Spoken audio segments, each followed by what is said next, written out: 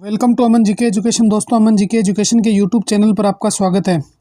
दोस्तों, आज है 16 दिसंबर और 16 दिसंबर के हम महत्वपूर्ण राजस्थान करंट अफेयर की बात करने वाले हैं।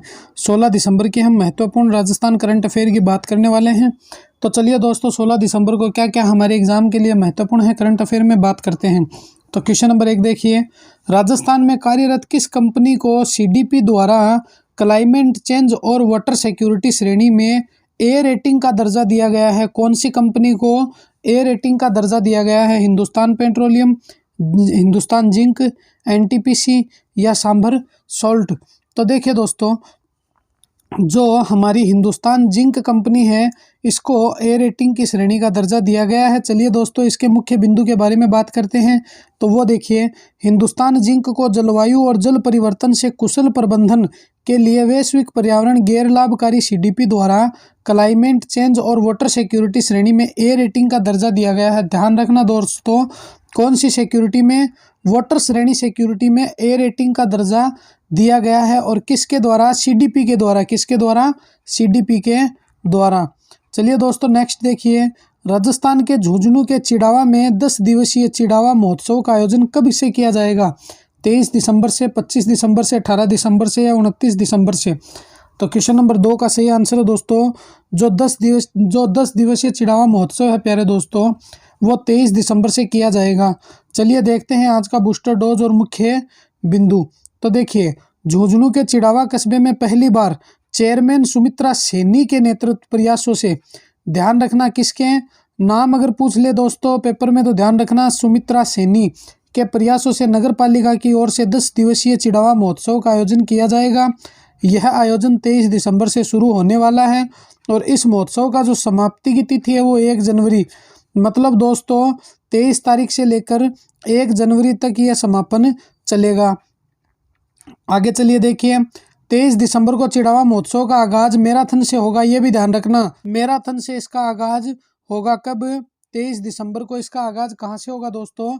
मैराथन से इसका आगाज होगा और 23 दिसंबर से स्टार्ट होगा, 1 जनवरी को यह समाप्त होगा। और ध्यान रखना, जो चेयरमैन है वो है सुमित्रा जी सेनी। अब देखिए क्वेश्चन नंबर 3, केंद्र सरकार ने राजस्थान कैडर की आईपीएस प्रीति जैन को किस मंत्रालय में डिप्टी सेक्रेटरी के पोस्ट पर नियुक्त किया है?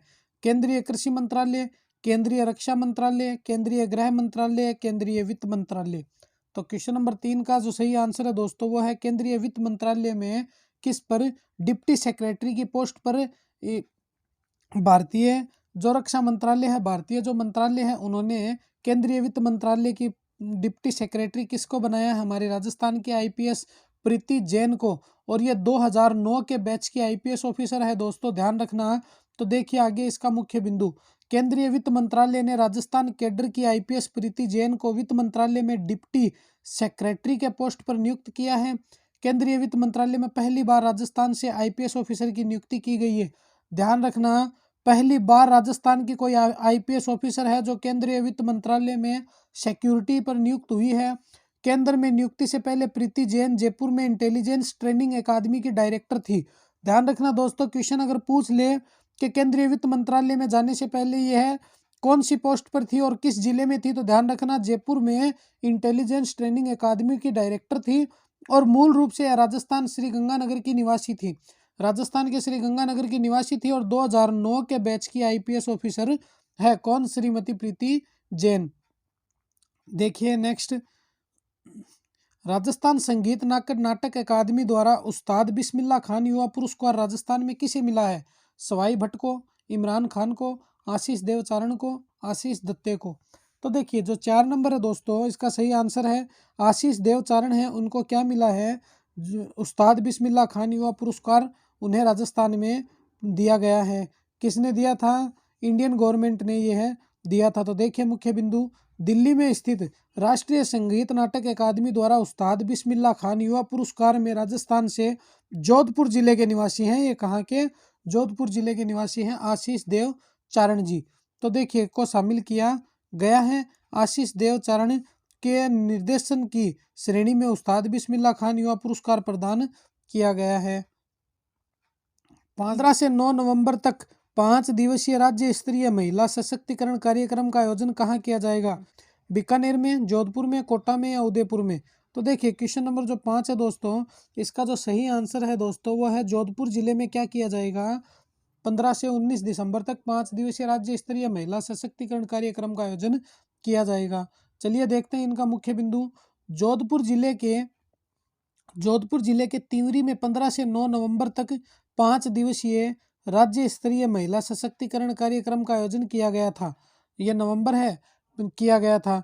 यह शिविर महान स्वतंत्रता सेनानी स्वर्गीय श्री कस्तूरबा गांधी जी को समर्पित था। इस शिविर में प्रदेश भर से लगभग 500 महिलाओं की भागीदारी सुनिश्चित की गई थी। कितनी दोस्तों? 500 महिलाओं की भागीदारी सुनिश्चित की गई थी। और किन को समर्पित था? तो यह श्री कस्तूरबा गांधी जी को समर्पित था।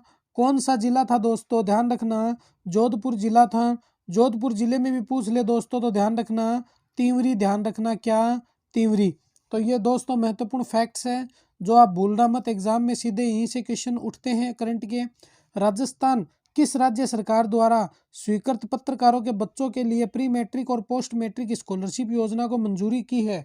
तो राजस्थान सरकार द्वारा, पंजाब सरकार द्वारा, हरियाणा सरकार द्वारा या उत्तर प्रदेश?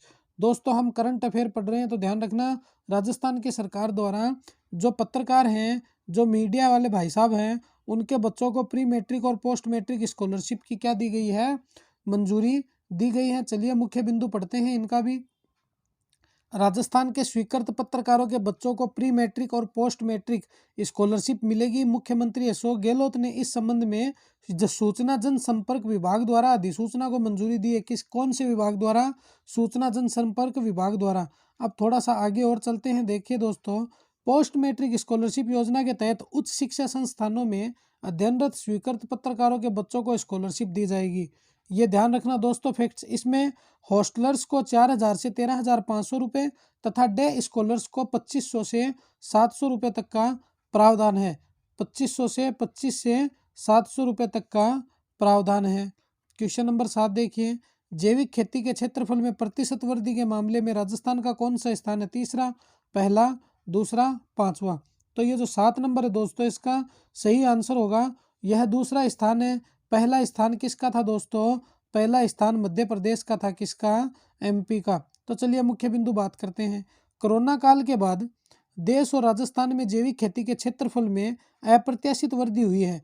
करीब 4.25 लाख हेक्टेयर क्षेत्रफल में जैविक खेती कर राजस्थान दूसरे पायदान पर आ गया और इस मामले में मध्य प्रदेश पहले स्थान पर है। दोस्तों एमपी तो है पहले स्थान पर। और अगर खेती पूछ ले हमने कितनी की है तो 4.25 लाख, बताओ कितनी? 4.25 लाख या 4.25 लाख क्षेत्रफल हेक्टेयर में हमने खेती की है। 4.25 लाख क्षेत्रफल हेक्टेयर में। गढ़ गणेश मंदिर पर रोपवे का निर्माण किया जाएगा। यह मंदिर किस जिले में स्थित है? अलवर में, जयपुर में, सवाई माधोपुर में या कोटा जिले में?